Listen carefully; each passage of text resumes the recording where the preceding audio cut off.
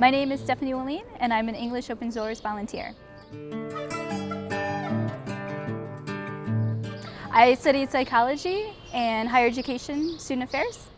I was working at the University of Hawaii, doing student affairs, working with students doing outdoor activities. I was in the region of Los Rios, in the city of La Union. I was there for 8 months. I think it's actually exceeded my expectations.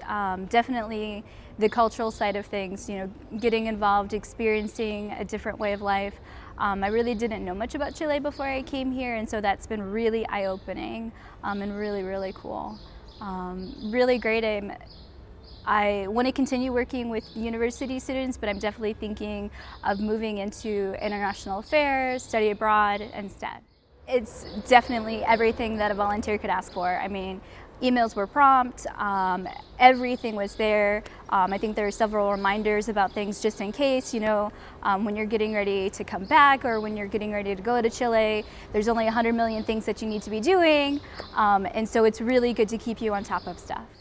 It was excellent. It was spot on. I mean, everything that we talked about in training, I used in the classroom, I saw in the classroom. And it was, when volunteers, we would meet up, we were like, oh my gosh, that's exactly what they say would happen. And it did happen. So it's quite, it shouldn't be remarkable or astounding, but it was just everything coming to life that you guys had promised would happen. La Union is pretty small and tiny. There's not too much to do, but it's very, south of Chile. The people are so welcoming and so wonderful. Everybody is super nice and friendly that I met down there. I absolutely loved it.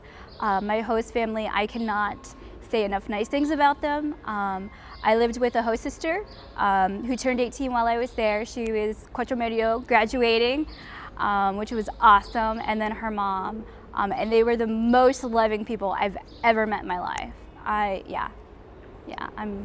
There were many a tears shed over there. Not with the town directly necessarily. I did Zumba, and that was a lot of fun, getting involved that way. I did a lot more with the English Teachers Network, and then getting involved with a neighboring community, Rio Bueno, and volunteering at another school there. And that was really cool, really, really cool.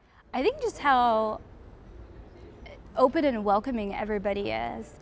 From the moment I got there, the first day I arrived to my host family, it was crazy early in the morning, and I found out the next day that my host sister is not an early riser like many others in Chile, but she got up, she met me at the bus station, open arms, kissed me. That night we went to a baby shower.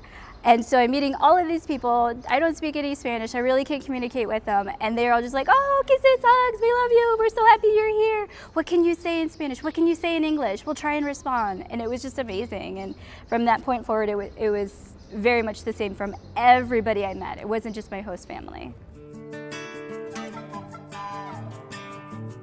My students were fabulous. The students I worked with were super great.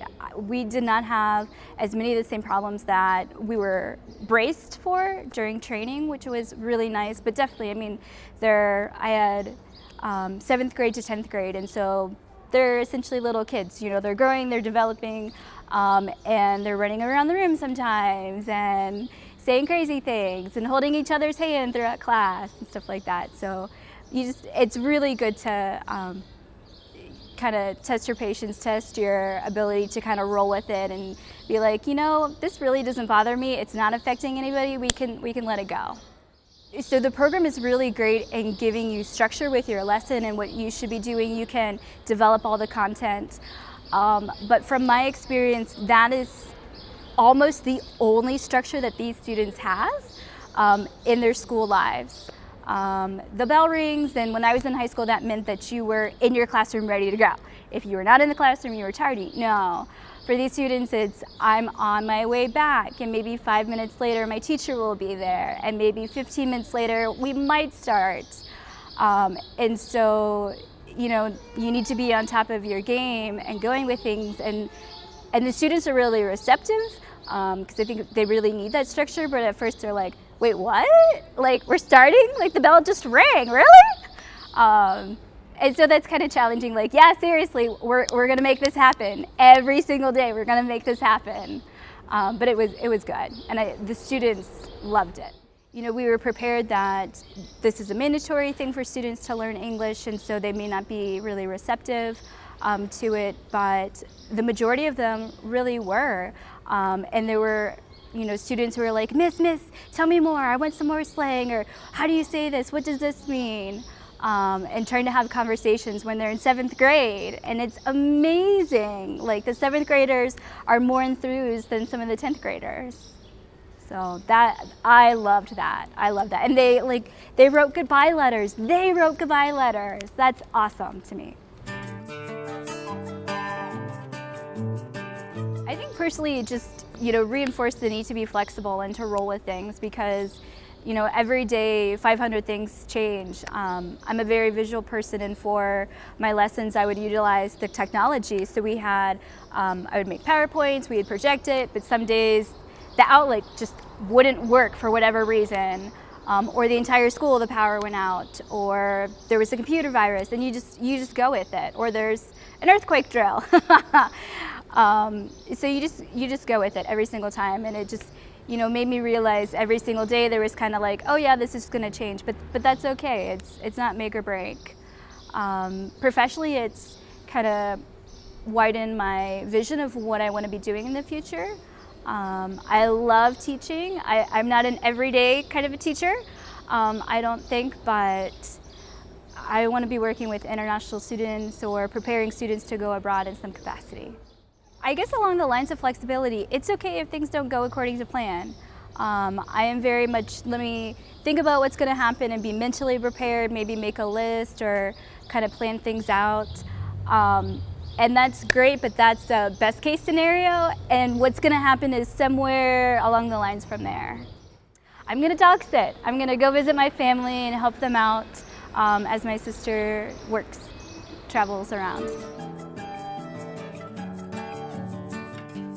They should definitely check it out. If they are willing to put themselves in a situation where they are out of their comfort zone in some element, they don't know Spanish, they're in a different country, they're working and teaching every day, but as long as they're willing and flexible, they need to do it. You know, it's such a life-changing experience.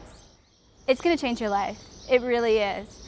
And I think all of the volunteers talking through orientation, we knew that going in, but you don't know how, or what's going to happen during your service, or what you're going to decide, or like, oh, I'm going to be a teacher, I love it, or I'm going to stay in Chile forever. So just be prepared to not know the next step.